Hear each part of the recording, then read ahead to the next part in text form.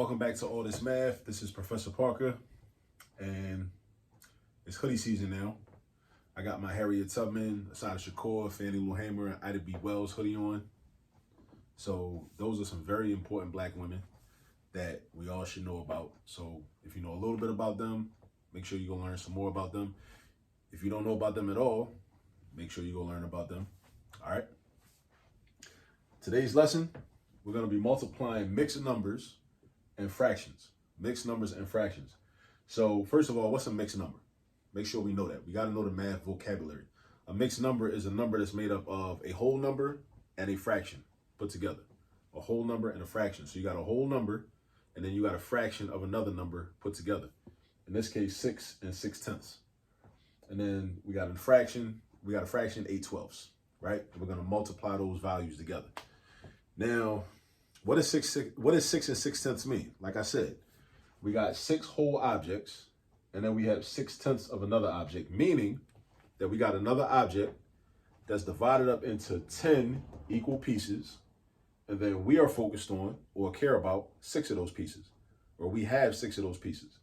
So we take, like, imagine you had a pizza divided up into 10 equal parts, 10 equal slices, and then we ate, you and some other people all together, y'all ate 6 of those pieces. And we want to know, well, maybe it was a party. Maybe it was a party with a whole bunch of people there, and 6 whole pizzas got eaten.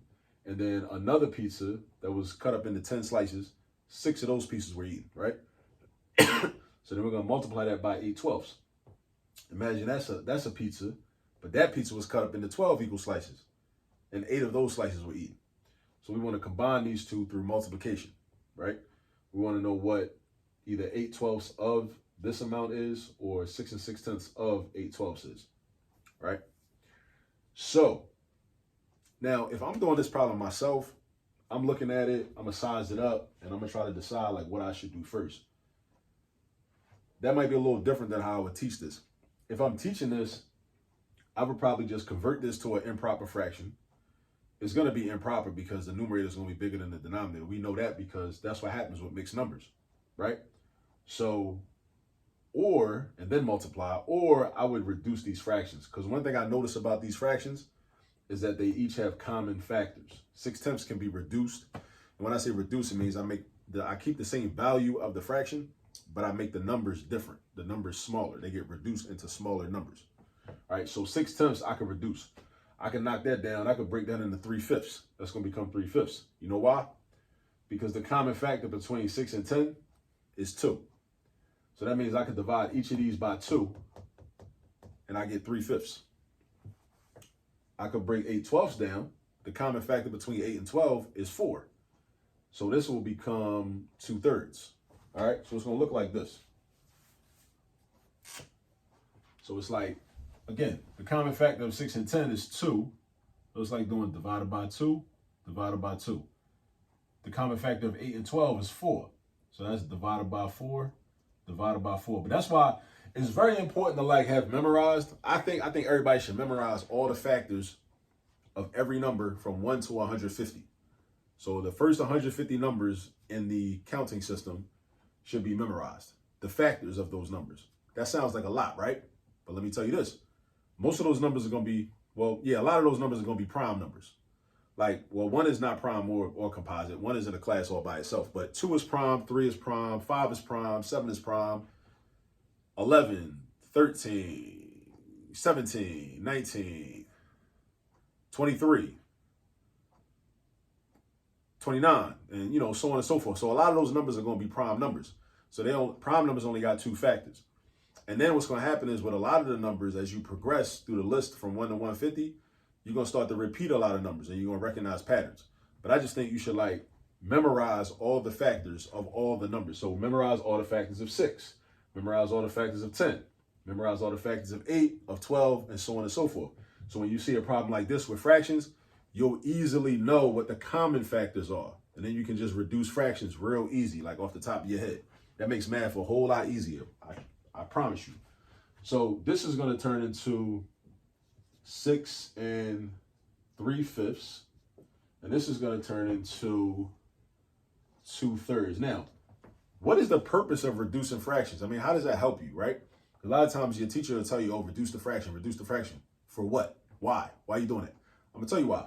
Because what happens is when your numbers get smaller, that makes the math less complicated.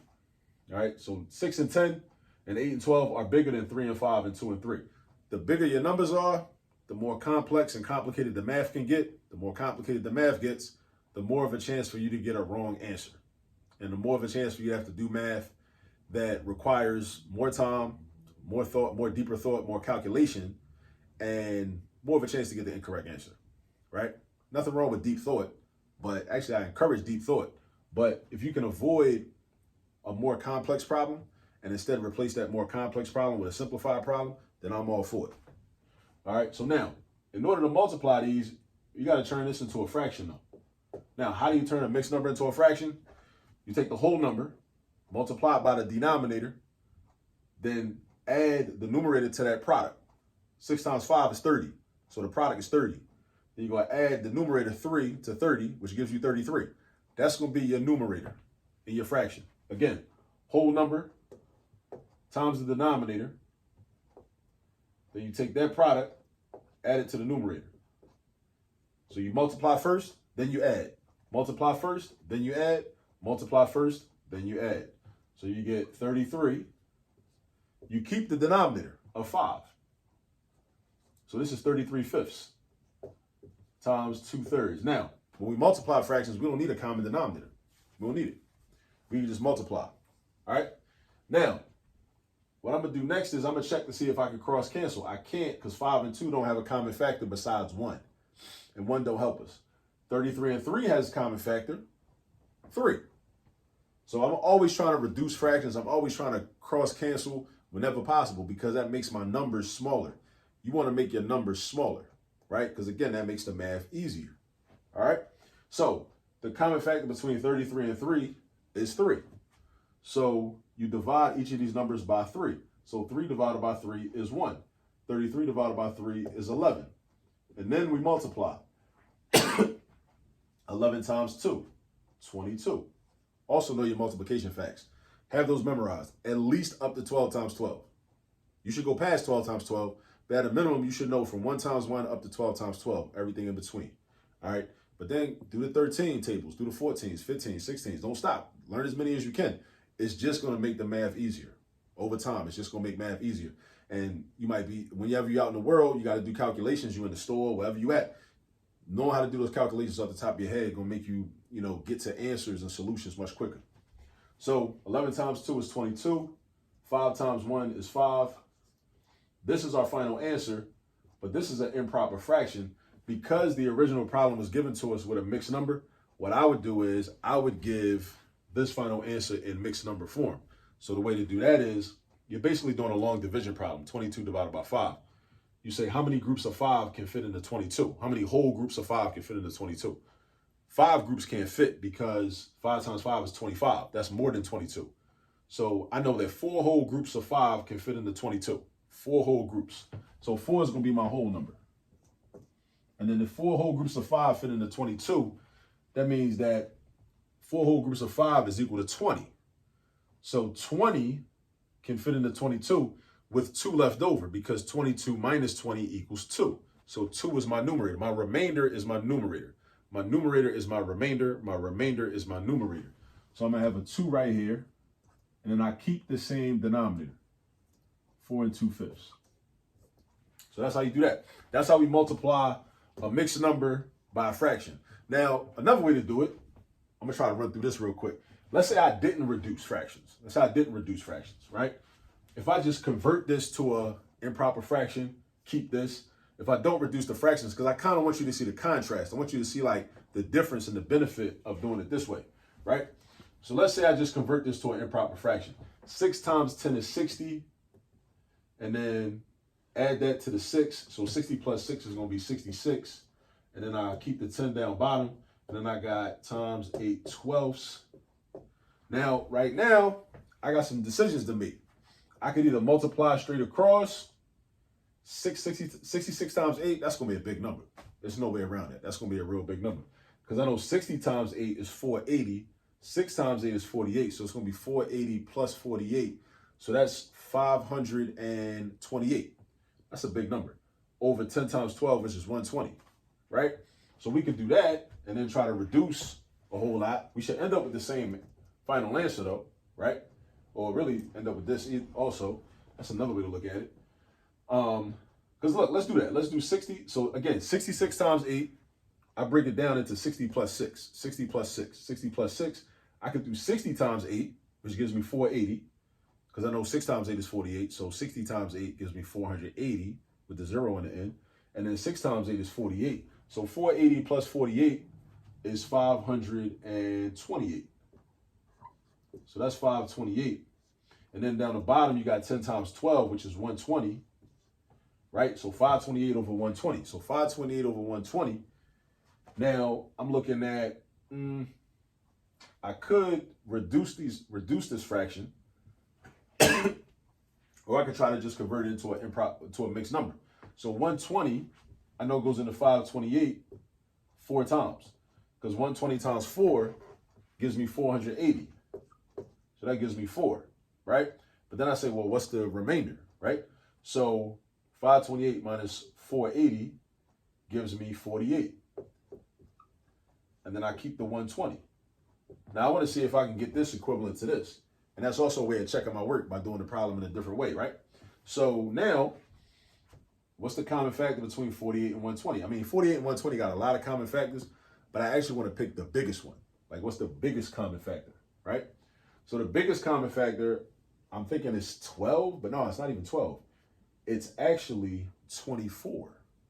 Because 12 goes into 48 4 times, 12 goes into 120 10 times. That would give me 4/10. So if I did that, divide by 12, divide by 12, that's going to give me 4 4/10. But then 4/10 could be broke down. We could break 4/10 down, because 4/10 is the same thing as 2/5. So this is confirmation that we got the right answer, right? So the greatest common factor between 4 and 10 is 2. So I divide that by 2, divide that by 2. That gives me 4 2/5. Boom, 4 2/5. 4 2/5. So 2 different ways to get 4 2/5. I ain't even mean to do it like this, but I was actually, this video not too long yet, but I wanted to show like what's going to happen if we cross cancel. So if we cross cancel, let's watch this. Watch what happens. 66 over 10 times 8/12. And this is one thing I like about math. It's always good to know multiple methods of doing the same problem. So if I cross cancel, I say, what's the common factor between 10 and 8? It's 2. So 8 turns into a 4, 10 turns into a 5, because we divide by 2, divide by 2. Divide by 2, you get 5. Divide by 2, you get 4. Now 66 and 12, right? 66 and 12, what's their common factor? Their common factor is going to be 6. So 66 divided by 6, that's 11. 12 divided by 6 is 2. Now watch this. And I got 4 and 5 and 11 and 2. Now, here's the thing though, right? 4 and 2, we can also simplify vertically. We can cross cancel and go diagonal this way, right? And this way, or we can go vertically, 4 and 2. So the common factor between 4 and 2 is 2. So 2 divided by 2 is 1. 4 divided by 2 is 2. Now we multiply straight across. 11 times 2 is 22. 5 times 1 is 5. And didn't we get 22/5 up here? We did. So you see all these different ways and we still get the same answer. And then I can convert this to a mixed number. I end up with 4 2/5. So we just broke this problem down 3 different ways. And there's other ways to do it too. There's other ways to do it too, but I'm gonna stop right there. But I just want you to see like the different methods, like all the different methods of like us being able to do this type of problem. So, but make sure you know how to convert a mixed number into an improper fraction. Make sure you know how to simplify or reduce. Sometimes those terms are used interchangeably, simplify or reduce. Make sure you know how to simplify or reduce fractions by knowing the common factors. But again, do yourself a favor.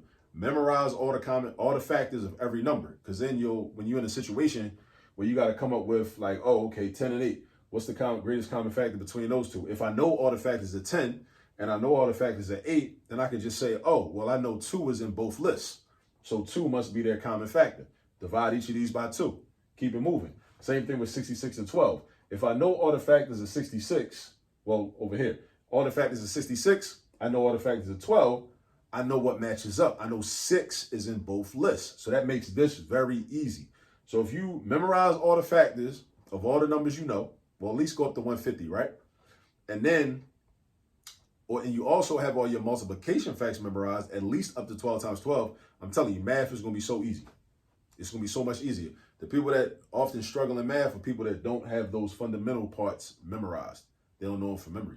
You should also know why that works. You know, why 12 times 12 is 12, right? But also have it memorized that it's just 144. All right? So definitely go practice with more problems like this. Shout out to Harriet Tubman, Assata Shakur, Fannie Lou Hamer, Ida B. Wells, and I'll see y'all on the next video. Peace.